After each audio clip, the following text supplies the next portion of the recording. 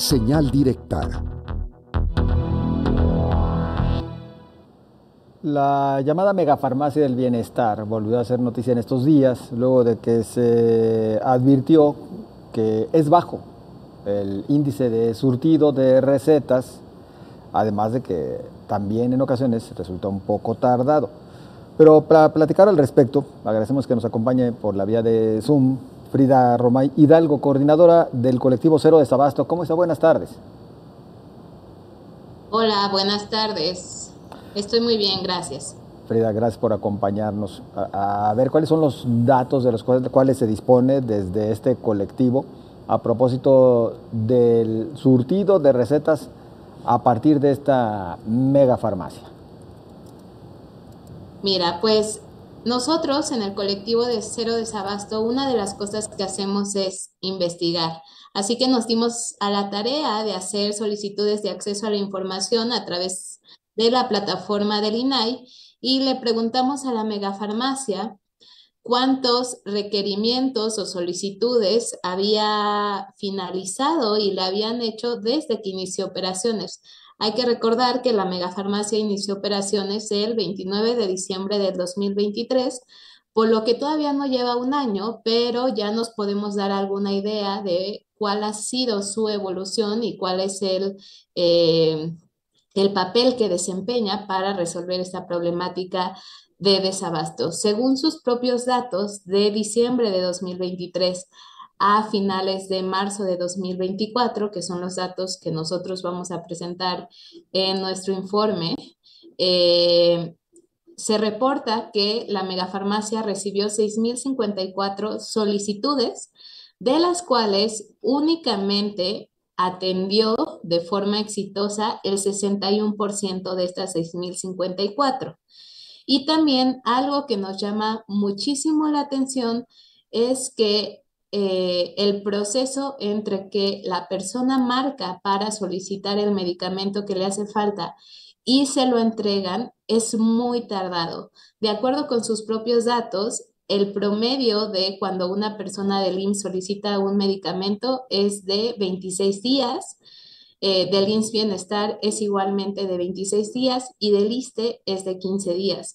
Es decir, si una persona requiere un medicamento ya, porque así su condición de salud se los demanda y es necesario que ya lo tenga ya, pues en muchos de los casos ese medicamento pues va a llegar hasta dentro de un mes. Frida, buenas tardes. Te saluda Josefina Real. Preguntarte, ¿cuál ha sido el peor año en materia de desabasto de medicamentos en México? El peor año ha sido el 2021. Nosotros logramos documentar un desabasto de 24 millones de recetas no surtidas y en el 2023 ya estamos mucho mejor, hay que decir.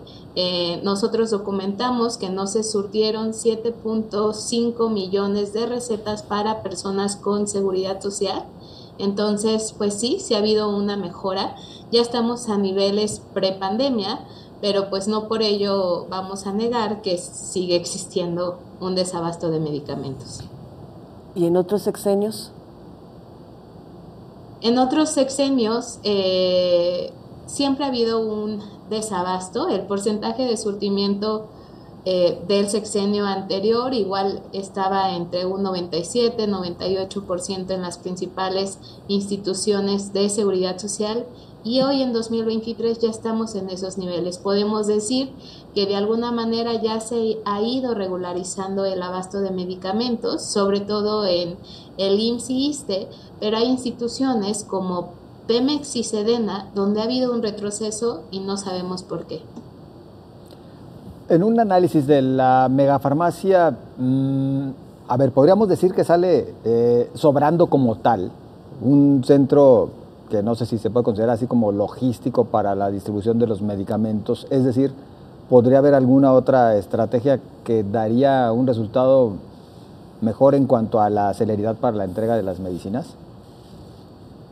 Nosotros creemos que más que centralizar esta distribución de medicamentos, se debería de descentralizar y debería de haber, aunque sabemos que sí lo hay, farmacias por regiones o por entidades federativas que tengan esa capacidad de almacenamiento y distribución necesarias y puedan suplir la demanda de las propias unidades de atención médica y hospitales a nivel local y no tenga que ser un almacén gigantesco como es la megafarmacia y sea la única opción para que reciban estos medicamentos. Frida, entiendo que esto lo están haciendo únicamente para el IMSS, ya diste algunos datos de Sedena y otros, pero bueno, te comparto a ti y a la audiencia que hace un año, si mal no estoy, hice algo parecido aquí en Jalisco, pero con las clínicas de salud del estado. Me topé con que los médicos hacían recetas médicas en donde la medicina ya no existía, ya no se surtía, y de esas un montón. Y además, no sé si con alevosía lo hacían los médicos o la cabeza no le informaba a los médicos que esa medicina ya ni la estaban comprando en el estado. Entonces hacían 2, 3, hasta 4 recetas para el mismo paciente y pues no estaban surtidas. ¿Algo parecido crees que esté ocurriendo en estos momentos a nivel federal? A nivel federal no tenemos documentado algo parecido a esta situación que tú me comentas, más bien lo que nos han reportado ya en varias entidades federativas es que en muchos de los casos no se les están sellando las recetas o inclusive no se les está entregando receta para que no quede un registro de que no se contaba con el medicamento. Frida, de repente pareciera que ese momento en el que hubo mayor desabasto, bueno, no pareciera, es un hecho, coincidió con aquel cambio en la compra de las medicinas cuando se trató de hacer todo esto a través de un organismo de la ONU, cuyo nombre en específico se me escapa en este momento. ¿Sí sería ese detalle el que provocó esa inestabilidad que se padeció antaño? Sí, definitivamente el cambio de modelo de compra fue una de las principales razones por las cuales llegamos a esos niveles en el 2021, porque pues hubo una completa desorganización y además cabe señalar que para comprar medicamentos uno tiene que hacer pedidos con 2 años de antelación. Entonces, llega esta administración 2019, cambian modelo de compra, no había contratos, tuvieron que volver a hacer y además habían suspendido a un montón de proveedores por cuestiones de corrupción. Entonces, pues la situación en la que se pusieron las mismas autoridades de la Secretaría de Hacienda y de la Secretaría de Salud, pues fueron muy complicadas y por ello no pudieron satisfacer la demanda necesaria del Sistema Nacional de Salud.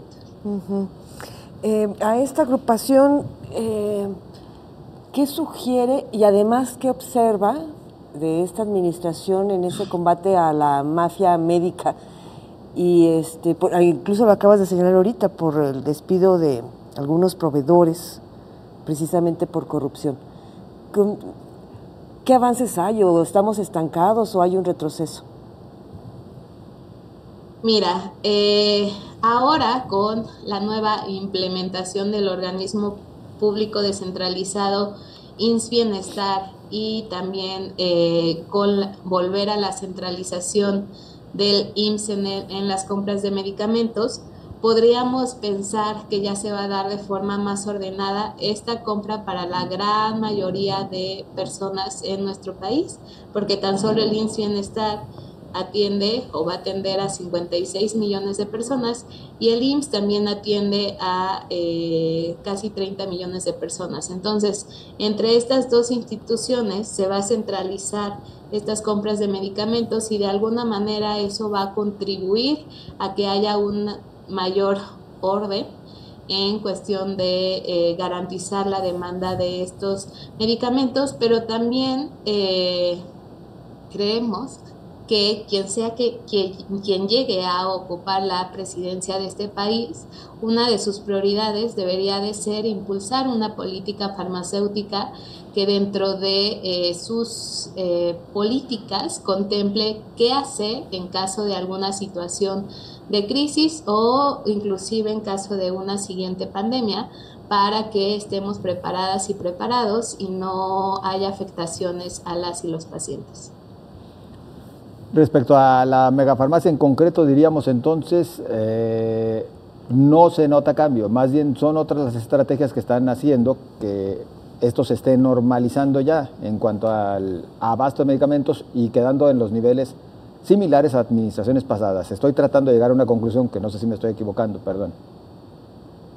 De la megafarmacia podríamos decir que es un brazo más para poder intentar dar solución al desabasto de medicamentos, pero no es la solución principal y no es la única que se tiene que pues posicionar. Y efectivamente también es correcto eso que señalas de que pues hoy en 2023 y 2024 ya estamos muy cerca de niveles de surtimiento similares a los que teníamos antes de la pandemia y también en la última administración. Pero bueno, no por ello no queremos minimizar que pues sigue habiendo millones de personas que no reciben sus medicamentos cuando así lo requieren. Frida Romay, muchísimas gracias. Mira, para ti, para la audiencia, hace más de 30 años que yo empecé a reportear. ¿Sabes a dónde me mandó mi jefe de información de aquel entonces cuando yo empezaba? A ponerme afuera de las farmacias del IMSS para preguntarle a los derechohabientes cómo estaban surtidas sus recetas. En aquel entonces se llevaban entre un 85 y 90% de sus recetas surtidas. Hoy pasa algo similar. Te estoy hablando de hace 30 años, tres décadas. Ya para despedirte por temas de tiempo, Frida, ¿en qué año nació Colectivo Cero Desabasto? Cero Desabasto nació hace 5 años, de hecho ayer fue nuestro 5º aniversario y pues comenzamos con 6 organizaciones y hoy somos 124 organizaciones de pacientes, aliados, profesionales de la salud en todo el país que nos une el objetivo de combatir el desabasto de medicamentos, vacunas e insumos médicos en el país. Muchísimas gracias, lo comentaba para que veas qué pasaba hace 30 años y que estamos muy parecidos hace 30 años, no lo sé si igual o mejor o peor, pero las medicinas que se requieran que nos lleguen a todos en tiempo y forma. Muchísimas gracias, Frida. Gracias a ustedes, hasta luego.